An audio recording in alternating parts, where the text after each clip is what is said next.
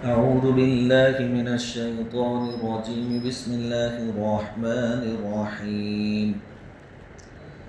ولوطا آتيناه حكما وعلما ونجيناه من القرية التي كانت تعمل الخبائث إنهم كانوا قوم سوء فاسقين وأدخلناه في رحمتنا إنه من الصالحين.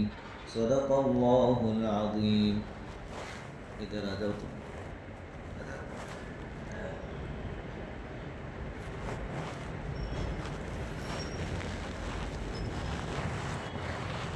سورۃ الانبیاء کی 2 آیتوں کی تلاوت کی گئی ہے.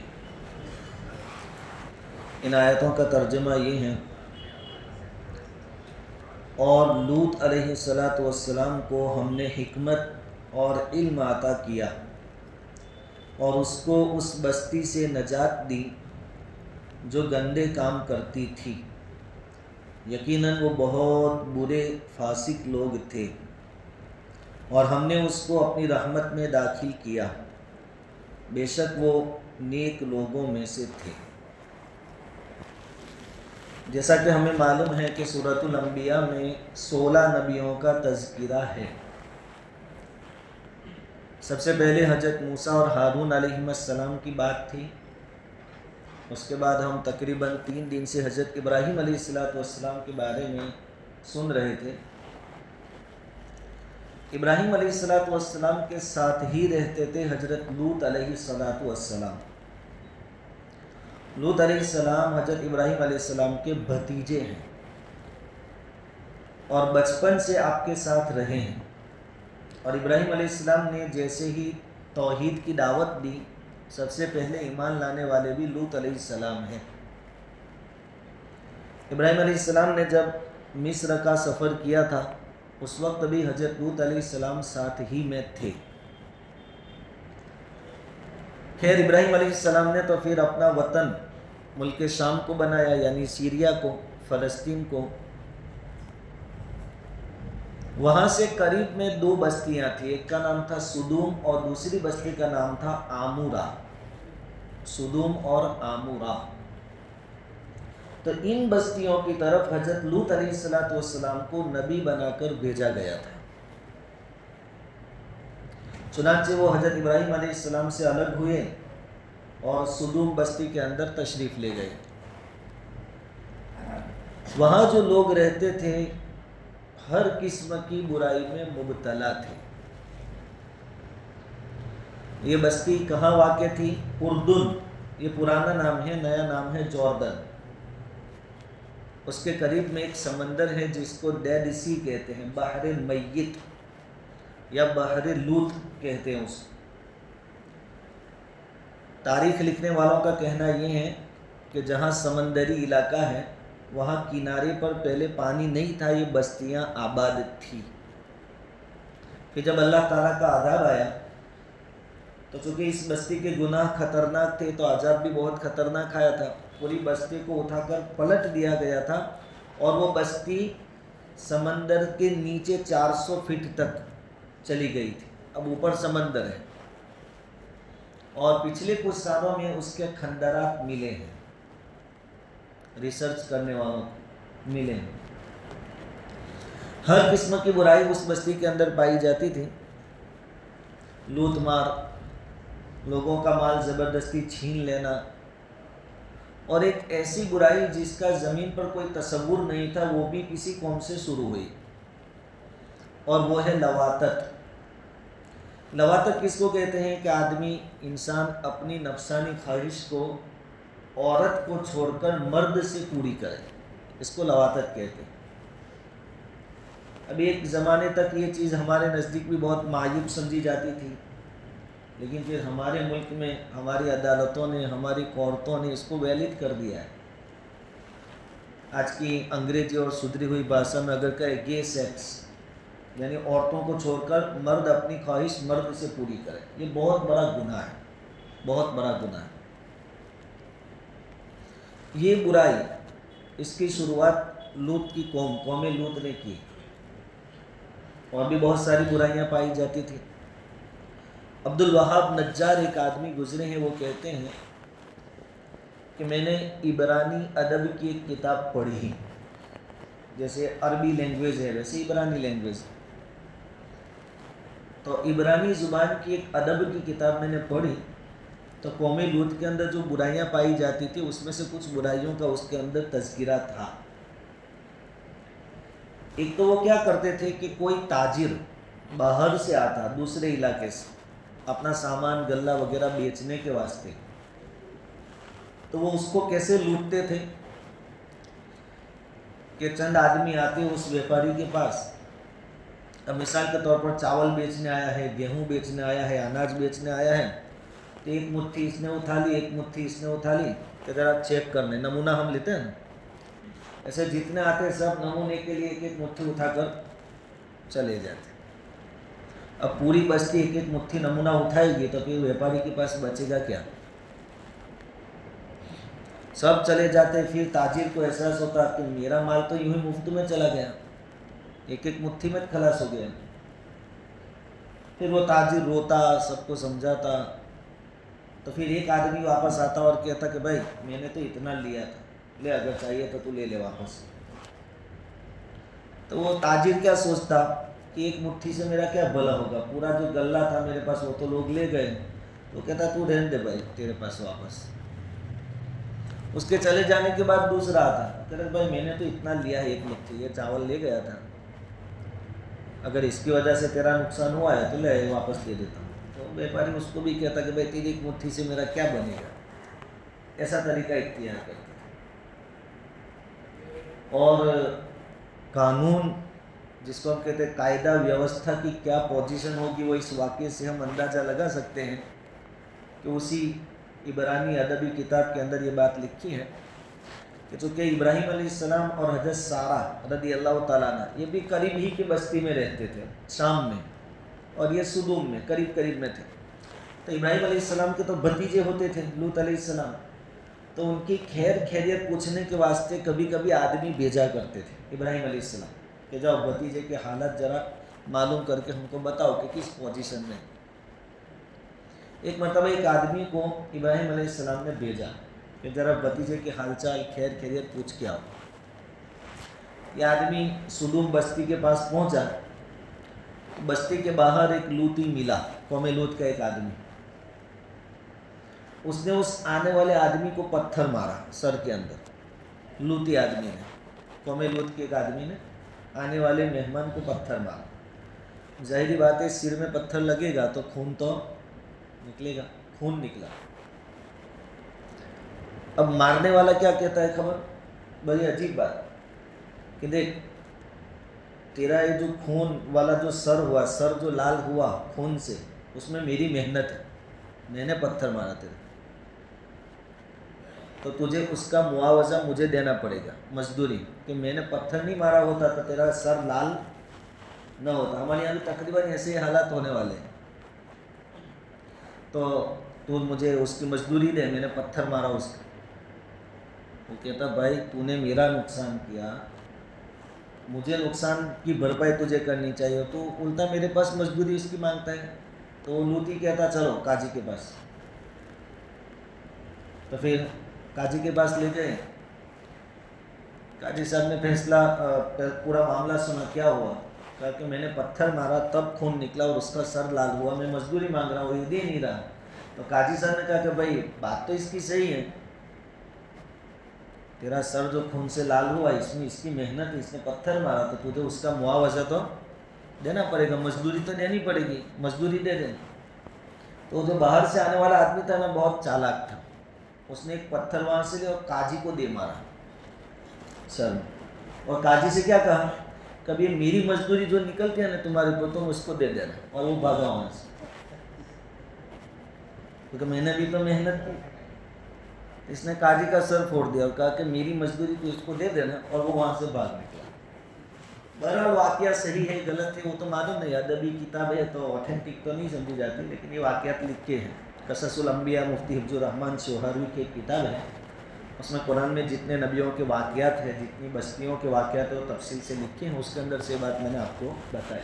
بہرحال लूत अलैहिस्सलाम उनको समझाते हैं कि तुम ये सब गुनाह छोड़ दो, और ख़ास करके लवातत का गुनाह, कि ये तो बहुत बड़ा गुनाह है। और लूत अलैहिस्सलाम इनको कहते मा सबक़कुम बिहा मिन कौम, कि रुए ज़मीन पर ये गुनाह तुम्हारे सिवा किसी ने नहीं किया आज तक। और किताबों में लिखा है कि इस गुनाह को गुनाह नहीं समझते थे। एक तो अलल ऐलान सबके सामने ये गुनाह करते थे, और फिर उस पर फख्र करते थे और अपनी मजलिसों के अंदर। लूत अलैहिस्सलाम इनको समझाने लगे, बहुत समझाया, तो समझाने का पहला रिएक्शन क्या आया? फमा कान जवाब कौमिही इल्ला अन क़ालू अख़रिजूहुम मिन क़रयतिकुम इन्नहुम उनासुन यततहरून। ये लूत और उसके मानने वाले चंद लोग हैं ना, बहुत पाकबाज बनते हैं, बहुत पाक अपने आप को कहते हैं, इनको अपनी बस्ती से निकालो। यानी कहने का क्या मतलब कि लूत का मानना ये है कि हम सब तो गुनहगार हैं और वो पाक हैं, तो फिर पाक लोगों का हमारे साथ क्या काम? उनको निकालो यहाँ से, जाओ तुम अलग जाकर बस जाओ। जैसे पाक लोग हो, नेक लोग हो बस्ती में, तो दूसरे लोगों को थोड़ा घबराहट तो रहती है उनसे। तो बजाय इसके लूत अलैहिस्सलाम की बात मान लेते, अब बात आई कि लूत को और उनके मानने वाले को यहाँ से निकालो।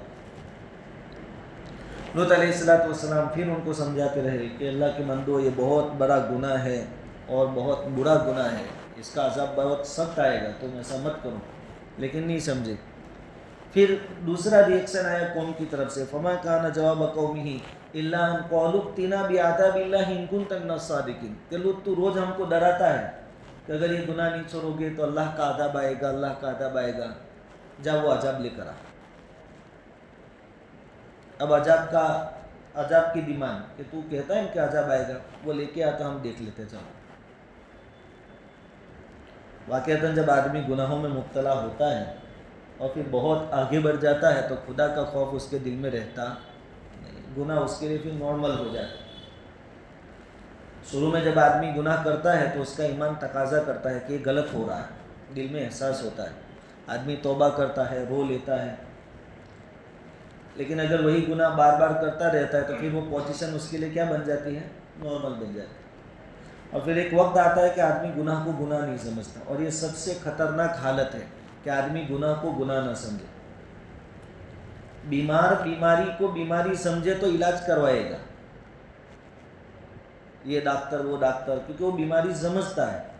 लेकिन बीमारी को बीमारी ही ना समझे तो फिर वो इलाज नहीं करवाएगा, और इलाज नहीं करवाएगा तो हलाक होगा। लूत अलैहिस्सलाम एक ज़माने तक इनको समझाते रहे। ये लूत अलैहिस्सलाम को धमकियाँ देते रहे, कभी कहते कि पत्थरों से हम तुझे मार देंगे, कभी कहते बस्ती से निकाल देंगे, हमको छेड़छाड़ मत कर। और वो अज़ाब का वक्त आ गया। एक लंबे ज़माने के बाद अल्लाह ताला की तरफ से फैसला हुआ कि अब उस बस्ती को हलाक करना है। अल्लाह रब्बुल इज़्ज़त के वहाँ से तरीका ये है कि वो एक ही बार में पकड़ नहीं फरमाते, बाज़ों की एक मरतबा में हो जाती है, लेकिन आम कानून ऐसा नहीं है। मुजरिम को अपने जुर्म में पुख्ता होने देते हैं, जुर्म करता जाता है, यहाँ तक कि एक वक्त आता है जब उसकी पकड़ होती है तो उसकी ज़ुबान पर ये अल्फाज होते हैं, इन्ना कुन्ना ज़ालिमीन, क्या खरी बात है, हमने बहुत गुनाह किए। ट्रैफिक पुलिस वाला सिस्टम नहीं है कि आपको एक ही मरतबा देख लिया कि हेलमेट नहीं है तो 500 देने पड़ेंगे। अल्लाह ताला एक गुनाह पर छोड़ देते हैं, छोड़ते रहते, ढील देते रहते। अगर तौबा कर लिया तो ठीक है, फिर अगर मुजरिम जुर्म में पक्का हो गया तो पकड़ आती है, और जब पकड़ आती है तो फिर वहाँ तोड़ पानी होता नहीं। वक्त आया तो अल्लाह ताला के अज़ाब के फरिश्ते आए, और लूत अलैहिस्सलाम की बस्ती में आने से पहले हज़रत इब्राहीम अलैहिस्सलाम के पास गए। सीरिया, शाम करीब ही में थी। अब वहाँ क्या हुआ कि ये फरिश्ते नौजवान लड़कों की शक्ल में आए थे। वो नौजवान लड़के जो खूबसूरत भी हो और अभी दाढ़ी के बाल भी न निकले हों, बिगड़ी हुई ज़ुबान में जिनको हम चिकने कहते हो, ऐसे बन के आए थे फरिश्ते, इंसानी शक्ल में थे। इब्राहीम अलैहिस्सलाम उनको पहचान नहीं पाए। अब मेहमान को देखकर इब्राहीम अलैहिस्सलाम ने उनको वेलकम किया, आवभगत की उनकी, और घर में ऑर्डर दे दिया, एक बछड़ा ज़बह किया और टिक्का बोती भून तल के गोश्त ला के रख दिया कि चलो बिस्मिल्लाह, बाद में सब बात करेंगे। ऐसे उलमा ने आदाब लिखे हैं कि मेहमान आवे तो पूछना नहीं कि खाने जैसो कि जो हाजिर हो पहले रख दे, खाने का वक्त हो तो खाना दे देने, और चाय नाश्ते का वक्त हो तो चाय नाश्ता, इंतजार नहीं करने का कि पानी पी के शायद निकल जाए तो अपने बच जाए, ऐसी बात नहीं है। इब्राहिम अलैहिस्सलाम ने जैसे वो आए पूछा भी नहीं कि खाएंगे कि नहीं खाएंगे और क्यों आए, कहाँ से आए। खाना जब रखा गया उनके सामने तो इब्राहिम अलैहिस्सलाम देख रहे हैं कि किसी का हाथ बढ़ नहीं रहा, आगे हाथ आगे नहीं बढ़ा रहे। इब्राहिम अलैहिस्सलाम को खौफ, डर महसूस हुआ दिल में। किस बात का डर? कि ये कहीं कोई दुश्मन तो नहीं है, क्योंकि दुश्मन खाना नहीं खाते। जो मारने आया हो तो कहीं मुझे नुकसान पहुंचाने तो नहीं आए। हालांकि आज के दौर में ये सिस्टम भी बदल गया, चोर भी आते हैं तो फ्रिज में रखा हुआ फ्रूट बूट सब खा के जाते हैं। आज के दौर में तहजीब बदल गई, तरीका बदल गया। वो कातिल भी आते हैं तो खा पी के जाते हैं, और आज के हालात तो बहुत अजीब व गरीब है। तो इब्राहिम अलैहिस्सलाम को महसूस हुआ कि कहीं ये दुश्मन तो नहीं होंगे जो घर में घुस आए हैं, और कहीं मुझे नुकसान तो नहीं पहुंचेंगे, क्योंकि अकेले थे और आपके मानने वाले और सब तो दूर थे। तो अगर हमला कर दिया तो मैं क्या करूँगा, खौफ महसूस हुआ। फरिश्तों को भी एहसास हुआ कि इब्राहिम हमसे डर रहे हैं, अजनबियत महसूस कर रहे हैं। तो फरिश्तों ने कहा कि इब्राहिम ला तखफ, डरने की बात नहीं है। इन्ना उरसिलना इला कौमी लूत, हम अल्लाह के फरिश्ते हैं और लूत की कौम की तरफ अजाब लेकर आए हैं, और आपको आपके घर पर एक औलाद पैदा होगी उसकी खुशखबरी देने आए। दो काम। अब इब्राहिम अलैहिस्सलाम बुढ़ापे की उम्र में थे, औरत भी बुढ़ापे की उम्र में थी। जैसे कल बताया कि इब्राहिम अलैहिस्सलाम, इसहाक अलैहिस्सलाम की जब विलादत हुई तब 100 साल के थे, और आपकी बीवी सारा उस वक्त 90 साल की थी। तो इब्राहिम अलैहिस्सलाम ताज्जुब कर रहे हैं और बीवी खरी खरी सुन रही थी।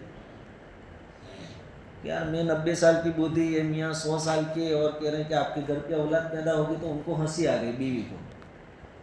फरिश्तों ने कहा कि आपको ताज्जुब होता है, ये अल्लाह ताला की तरफ से आपको इनाम मिलने वाला है, औलाद होगी। अब जब बातचीत हुई और कह दिया कि हम फरिश्ते हैं, तो इब्राहिम अलैहिस्सलाम ज़रा नॉर्मल हुए, उनको ज़रा अच्छा लगा। तो सबसे पहली बात इब्राहिम अलैहिस्सलाम ने क्या कहा, क़ाला इन्ना फ़ीहा लूता, कि तुम जिस बस्ती में अजाब लेकर आने की बात कह रहे हो उसमें तो अल्लाह का नबी है लूत, और नबी के होते हुए अजाब कैसे? फरिश्तों ने कहा क़ालू नहनु आलमु बिमन फ़ीहा, हमको मालूम है कि अंदर मानने वाले कौन हैं और नाफरमान कौन है। हमको अल्लाह ताला ने भेजा, हमको सब मालूम, आप टेंशन मत लो, हम लूत को और उसके घर वालों को यानी मानने वालों को बचा लेंगे। हाँ, लूत की जो बीवी है वो बचने वाली नहीं है, ये वहाँ चौखवट कर दी इब्राहिम अलैहिस्सलाम के सामने, क्योंकि वो भी किसके साथ मिली हुई थी, कौम के साथ। इब्राहिम अलैहिस्सलाम ने कुछ दलीलबाजी भी की, अल्लाह ताला की तरफ से वही आई कि इब्राहिम इस मामले में अब कोई दलीलबाजी चलेगी नहीं, अजाब का फैसला हो चुका और अजाब करीब है, ये बस्ती हलाक होकर रहेगी। अब अल्लाह का फैसला हो तो फिर नबी तो कैसे बोल सकते हैं। जैसे मालूम हुआ कि अल्लाह का हतमी फैसला है, यकीनी फैसला है, तो इब्राहिम अलैहिस्सलाम ने इनको रुखसत किया। फरिश्ते उन्हीं नौजवान बच्चों की शक्ल में खूबसूरत पहुँचे लूत अलैहिस्सलाम के पास मेहमान बनकर। अभी कौन को मालूम नहीं था, और वो तो शिकारी थे खूबसूरत बच्चों के। जैसे ये लूत अलैहिस्सलाम के घर पहुँचे, लूत अलैहिस्सलाम टेंशन में आ गए। वलम्मा जात रुसुलुना लूतन सीअत बिही वुजूह वदाक़ बिहिम दरअ सीअत बिहिम, लूत अलैहिस्सलाम को सीने में तंगी महसूस होने लगी कि यार ये बच्चे कहाँ से आ गए, मेहमान हैं, और मेहमान के साथ अगर मेरी कौम को पता चल गया तो बदसलूकी करेंगे, इनको छोड़ेंगे नहीं, कौम तो बहुत ख़तरनाक है। कुरान ने इसको कई जगह पर बयान किया है। वदाक़ बिहिम, सीना भारी हो गया कि अब इनका क्या होगा, और मेहमान के साथ अगर ऐसी बदसलूकी की गई तो मेरी इज्जत का क्या। तो उनको जल्दी से घर में बुला लिया। फरिश्तों ने भी कहा नहीं कि हम फरिश्ते हैं, लेकिन घर में बीवी थी, उसने कौम को खबर दे दी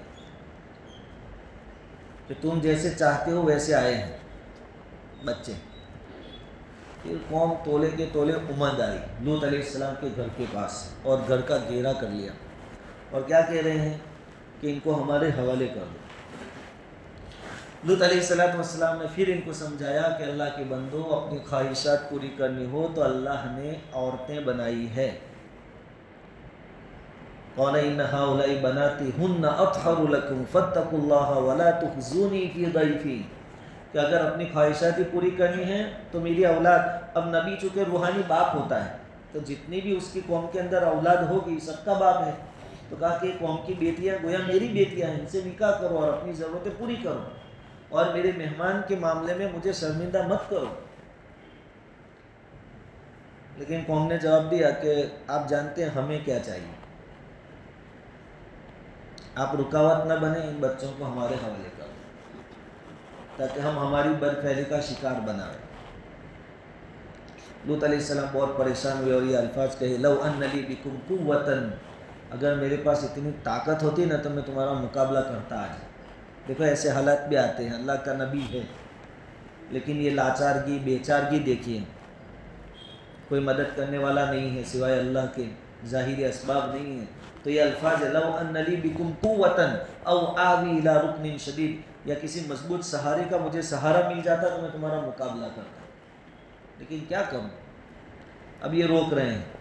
اب جب فرشتوں نے دیکھا کہ لوط علیہ السلام بہت زیادہ پریشان ہو رہے ہیں تو اب بات صاف کر دی کہ ہم فرشتے ہیں اور ان پر عذاب لے کر آئے ہیں، آپ رات کے شروع حصے میں اپنے ماننے والوں کو یعنی مسلمانوں کو لے کر روانہ ہو جائیں.